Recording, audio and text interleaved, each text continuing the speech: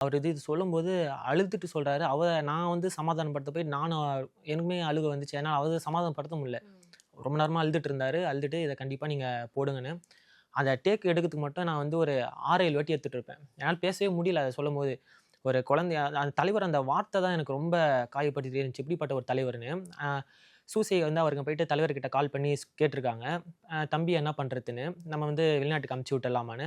அப்போ வந்து தலைவர் வந்து சொல்லியிருக்காரு, "இல்ல எல்லா பிள்ளைகளும் எனக்கு வந்து ஒரே பிள்ளைகள் தான். அவன் வந்து தப்பிச்சா தப்பிக்கட்டும். ஆனா மக்களோட மக்களா இருக்கட்டும். மத்த பிள்ளைகள் மாரி தான் எனக்கும் அவனுன்ட்டு" சொல்லிட்டு இருக்காரு. அதுக்கப்புறம் தம்பி பாலச்சந்தர் வந்து மக்களோட தப்பிச்சுட்டு போம்போது, சிங்கள ராணுவத்திட்ட பிடிபட்டு, பிஸ்கெட் குடுத்து அவர சுட்டு கொன்னுருக்காங்க. அது பேசவே முடியல. அது ஒரு 7 வாட்டி, 8 வாட்டி கிட்ட எடுத்துட்டு தான் நான் ரிலாக்ஸ் ஆயிட்டு தான் அந்த வீடியோ எடுத்தே நான் போட்டேன்.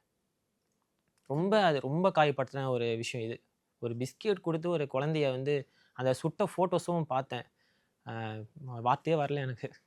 அது பேசவே எப்படின்னு தெரியல.